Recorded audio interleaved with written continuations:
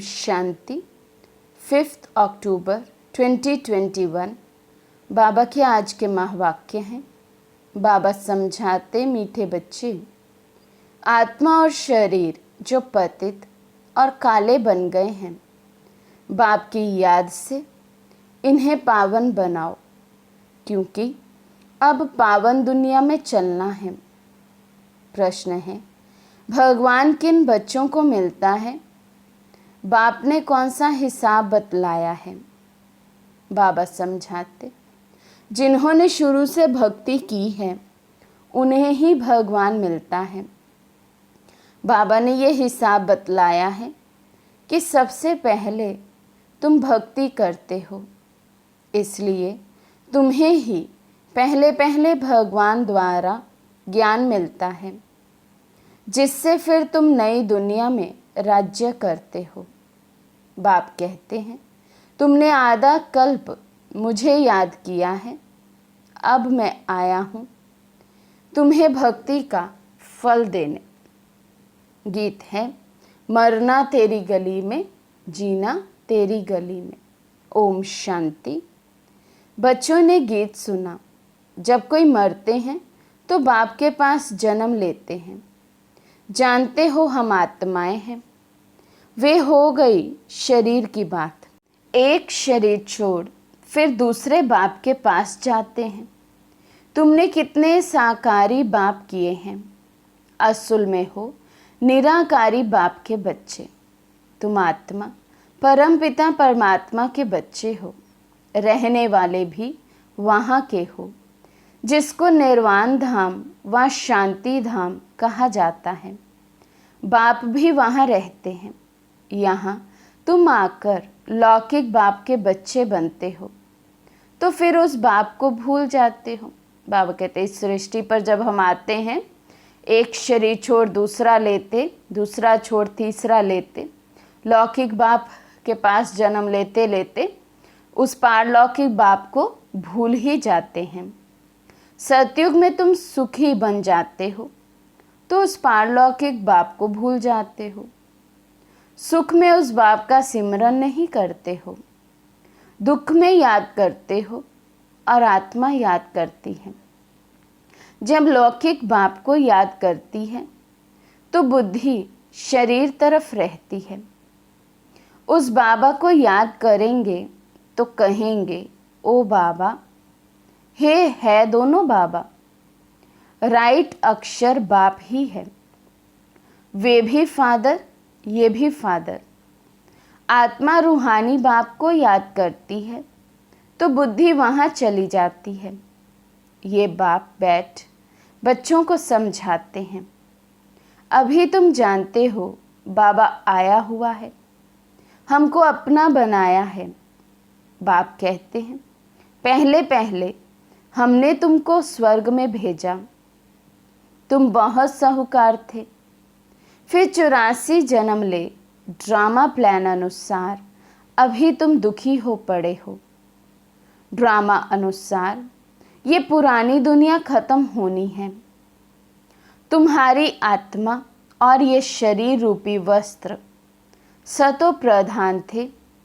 फिर golden age से आत्मा सिल्वर एज में आई, तो शरीर भी सिल्वर में आया। फिर कॉपर एज में आए। अभी तो तुम्हारी आत्मा बिल्कुल ही पतित हो गई है, तो शरीर भी पतित है। तो बाबा हमें 84 जन्मों का हमारा पाठ याद दिला रहे हैं, कैसे हम आत्मा सतो प्रधान अर्थात गोल्डन एज से अभी आयरन एज तक आई है। बाबा कहते, जैसे 14 कैरेट का सोना कोई पसंद नहीं करते, काला पड़ जाता है। तुम भी अभी काले आयरन एज्ड बन गए हो। अब आत्मा और शरीर जो ऐसे काले बन गए हैं, तो फिर पवित्र कैसे बने? आत्मा पवित्र बने तो शरीर भी पवित्र मिले। वे कैसे होगा? क्या गंगा स्नान करने से? नहीं, पुकारते ही है, हे पतित पावन आओ। ये आत्मा कहती है तो बुद्धि पारलौकिक बाप तरफ चली जाती है। हे बाबा, देखो बाबा अक्षर ही कितना मीठा है। भारत में ही बाबा बाबा कहते हैं। अभी तुम आत्म अभिमानी बन बाबा के बने हो। बाबा कहते हैं मैंने तुमको स्वर्ग में भेजा था, नया शरीर धारण किया था। अब तुम क्या बन गए हो? ये बातें हमेशा अंदर रहनी चाहिए। बाबा को ही याद करना चाहिए। याद सब करते हैं ना। हे बाबा, हम आत्माएं पतित बन गई हैं। अब आओ, आकर पावन बनाओ। ड्रामा में ये भी पाठ है, तब तो बुलाते हैं। ड्रामा प्लान अनुसार आएंगे भी तब जब पुरानी दुनिया से नई बनती है, तो ज़रूर संगम पर ही आएंगे। तुम बच्चों को निश्चय है बिलव्ड मोस्ट बाबा है। कहते भी हैं स्वीट, स्वीटेस्ट। अब स्वीट कौन है?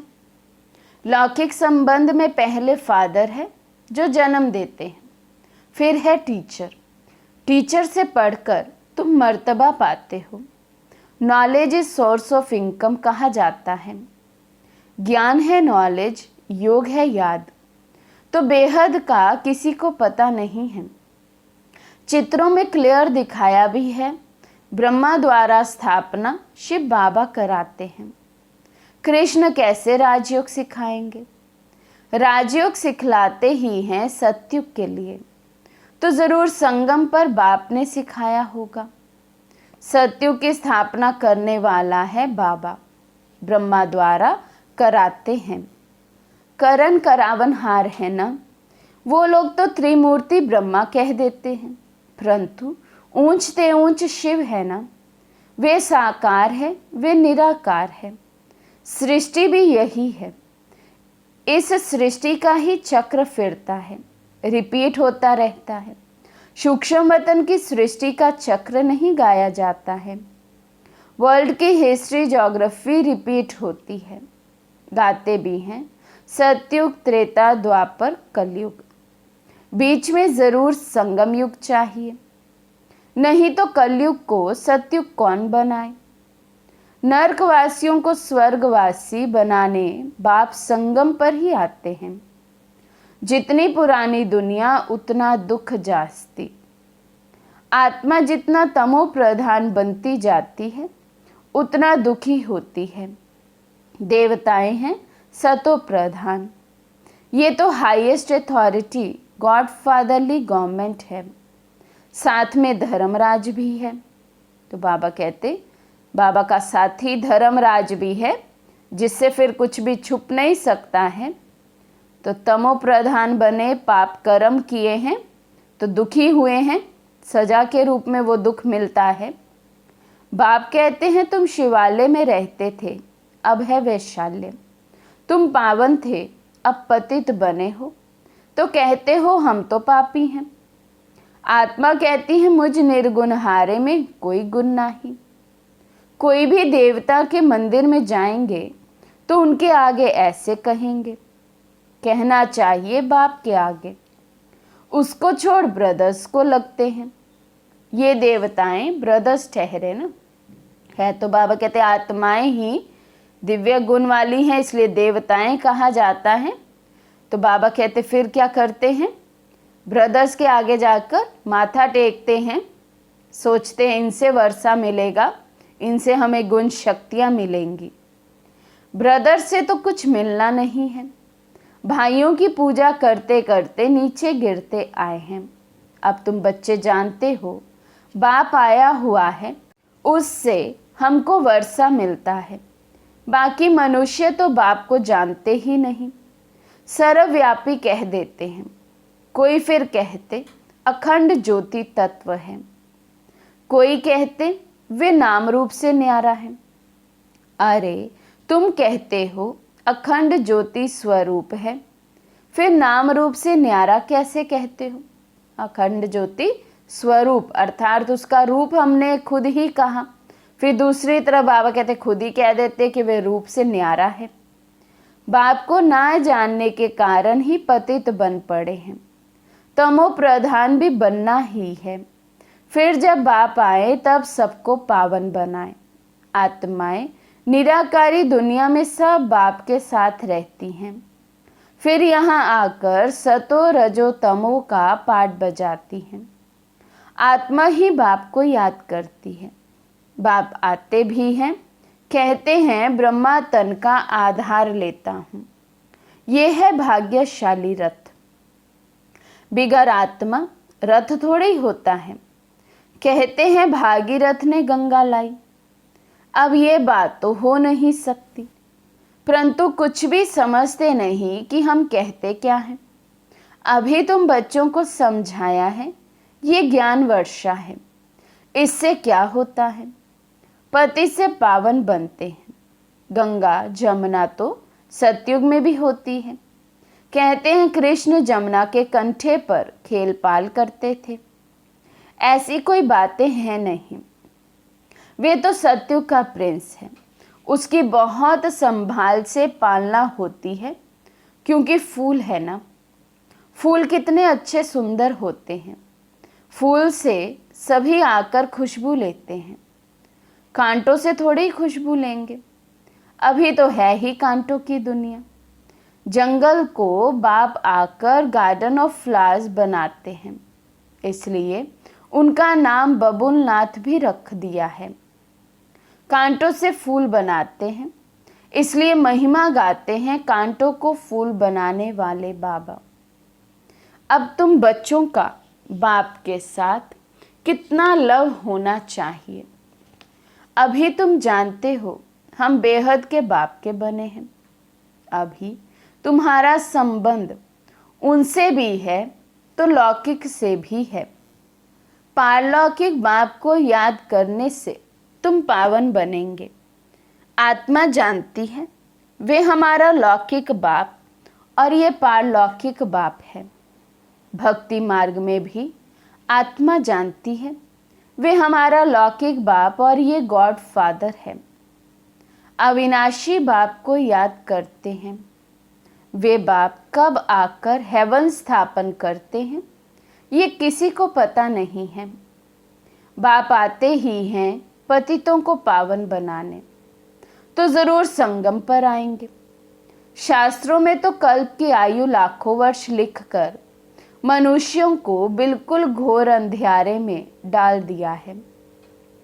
कहते हैं जो बहुत भक्ति करते हैं उन्हें भगवान मिलता है, तो सबसे जास्ती भक्ति करने वाले को जरूर पहले मिलना चाहिए। बाप ने हिसाब भी बतलाया है।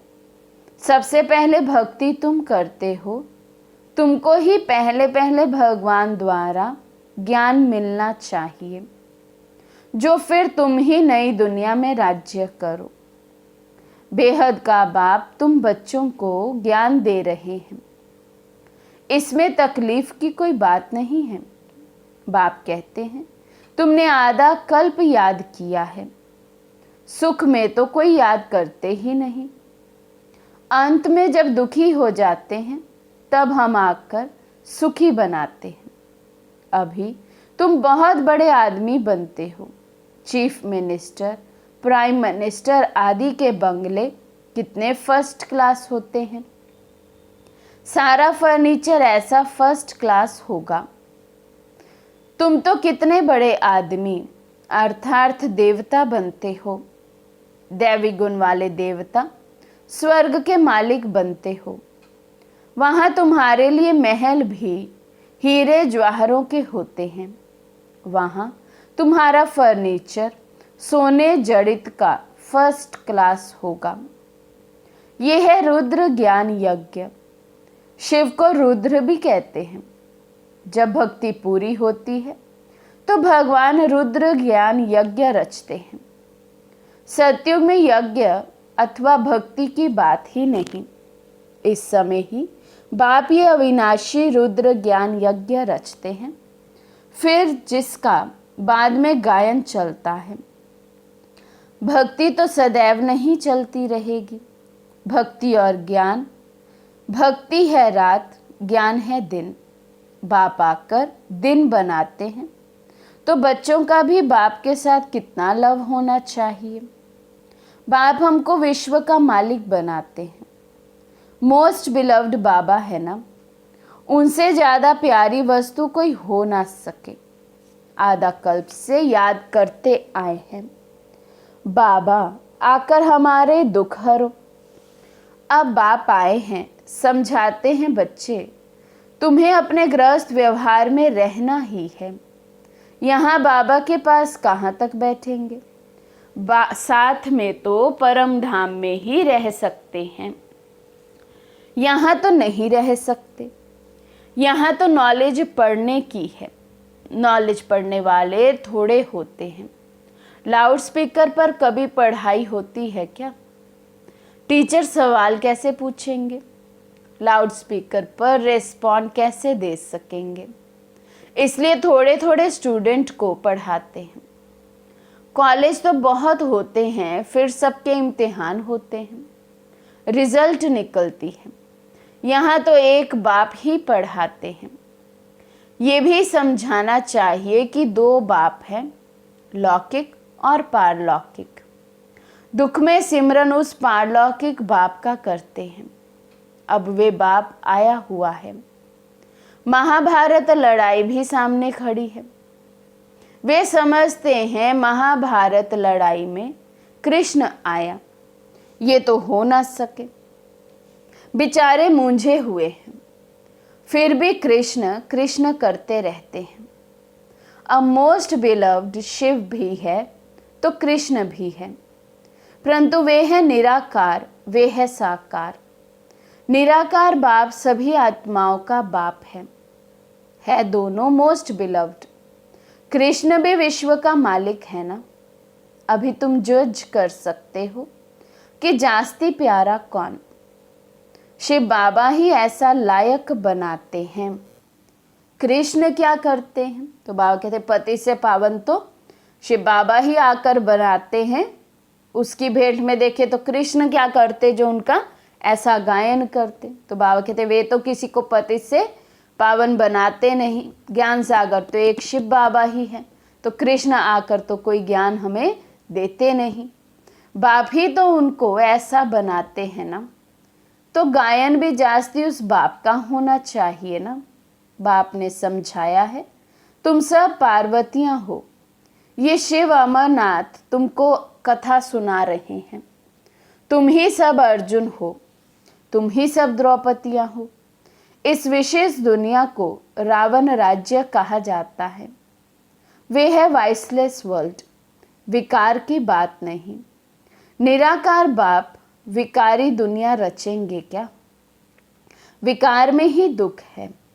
सन्यासियों का है ही हठ योग, निवृत्ति मार्ग। कर्म सन्यास तो कभी होता ही नहीं। वे तब हो जब आत्मा शरीर से अलग हो जाए।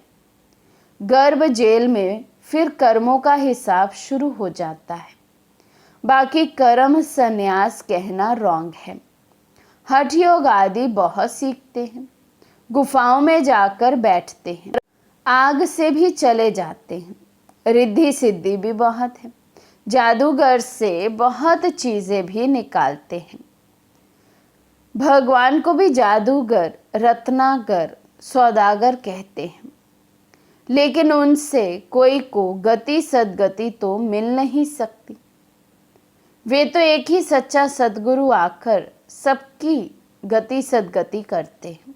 तो बाबा कहते भले कोई हठ योगी हो, सन्यासी हो, रिद्धि सिद्धि वाले हों, भले जादूगरी से कितनी भी चीज़ें निकाल सकें, आग पर चल सकें, लेकिन बाबा कहते वे किसी की गति सदगति तो कर नहीं सकते।